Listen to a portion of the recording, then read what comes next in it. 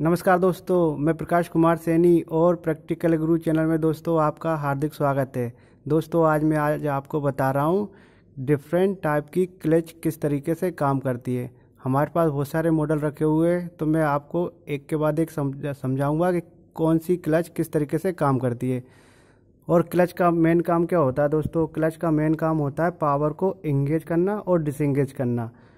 इस तरीके से अलग अलग क्लच प्लेटों का उपयोग अलग अलग रिक्वायरमेंट के अनुसार यूज किया जाता है। ऑटोमोबाइल इंडस्ट्री में और अलग इंडस्ट्री में भी इन क्लच का यूज किया जाता है।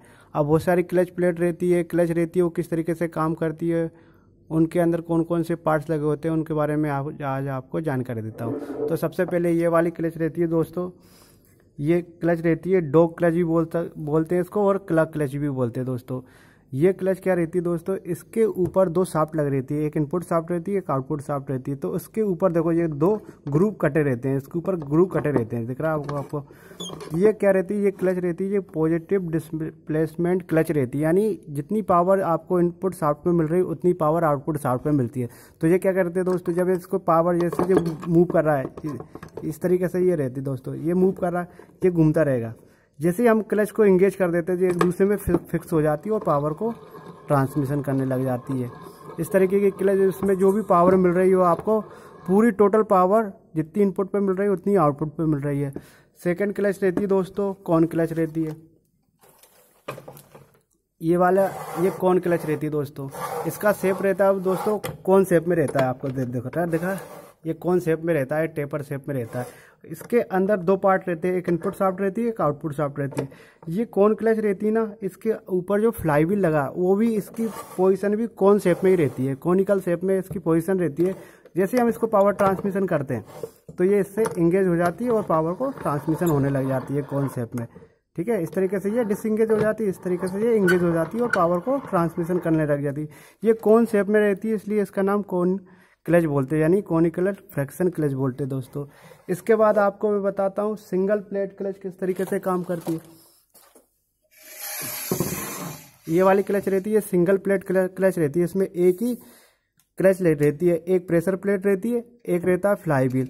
जो सिंगल प्लेट क्लच रहती है एक तरफ रहती है क्लच, यानी आपका इंजन की साइड एक फ्लाईव्हील से कनेक्ट रहता है इसका एक एंड, दूसरा एंड रहता है आपका गियर बॉक्स से। तो इस तरीके से ये एक दूसरे से कांटेक्ट में आने के बाद ये पावर को ट्रांसफर करने लग जाती है। तो ये सिंगल प्लेट क्लच रहती है।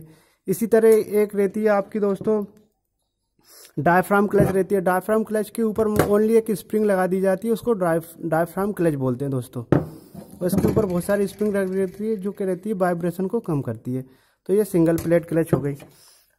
अब इसके बाद आपको बता रहा हूँ दोस्तों मल्टीप्लेट क्लच। ये क्लच रहती है दोस्तों, ये मल्टीप्लेट क्लच रहती है।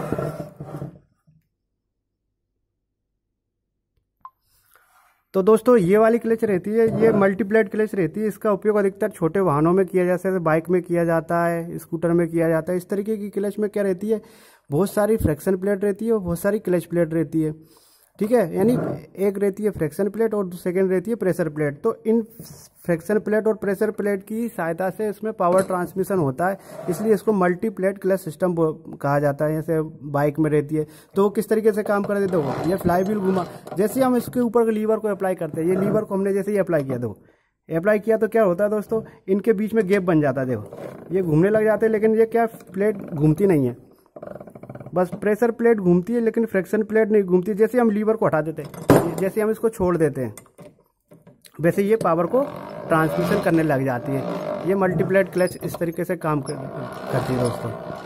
इसके अंदर प्रेशर प्लेट रहती है, फिर फ्रैक्शन प्लेट रहती है, फिर प्रेशर प्लेट रहती है, फिर फ्रैक्शन प्लेट रहती है, इसलिए इसको मल्टीप्लेट क्लच सिस्टम कहा गया दोस्तों। एक रहती है दोस्तों सेंट्रीफ्यूगल क्लच, ये रहती है सेंट्रीफ्यूगल क्लच रहती है दोस्तों। सेंट्रीफ्यूगल क्लच का उपयोग अधिकतर स्कूटी, एक्टिवा और जितनी सारी मोपेड वाहन रहते हैं उनमें इसका यूज किया जाता है। ठीक है, इसमें क्या रहता है, सेंट्रीफ्यूगल फोर्स की वजह से इसके अंदर ये वर्क करती है। इसके अंदर क्या रहता है दोस्तों, दिख रहा है आपका, ये बॉल लगे रहते हैं और स्प्रिंग लगी रहती है इसके अंदर। जैसे इसके ऊपर सेंट्रीफ्यूगल फोर्स अप्लाई होता है तो ये क्या, ये घूमने लग जाती है दोस्तों। ये सेंट्रीफ्यूगल फोर्स की वजह से घूमने लग जाती है। जैसे इसकी एक स्पीड, इंजन की स्पीड जैसे ही कम होती है तो सेंट्रीफ्यूगल फोर्स कम हो जाता है और उसके ऊपर जो बॉल लगे रहते हैं वो अपनी ओरिजिनल पोजीशन पे आ जाते हैं। और जैसे ही स्पीड बढ़ती है तो वो क्या रहता है, जो बॉल रहते हैं स्प्रिंग रहते हैं वो क्या रहता है, फ्लाईव्हील से चिपक जाते हैं। जैसे फ्लाईव्हील से चिपक जाएंगे इसके ऊपर तो वो क्या, ये घूमने लग जाता है और पावर को ट्रांसफर होने लग जाता है। जैसे एक्टिवा में CVT रहती है, कांस्टेंट वेलोसिटी ट्रांसमिशन सिस्टम लगा रहता है, उसमें इस तरीके की क्लच लगी रहती है। तो दोस्तों आज आपने देखा पॉजिटिव क्लच यानी क्लच किस तरीके से काम करती है, कॉन क्लच किस तरीके से काम करती है, सिंगल प्लेट किस तरीके से काम करती है, मल्टी प्लेट क्लच किस तरीके से काम करती है, डायफ्राम क्लच किस तरीके से काम करती है और सेंट्रीफ्यूगल क्लच किस तरीके से काम करती है। तो दोस्तों आशा करता हूँ ये वीडियो आपको अच्छा लगा होगा। यदि ये वीडियो आपको अच्छा लगे तो मेरे वीडियो को लाइक करें और मेरे चैनल को सब्सक्राइब करें। तो thank you for watching this video. मैं प्रकाश कुमार सैनी। ठीक है दादा, हो गया, ये रख देते, बनाओ।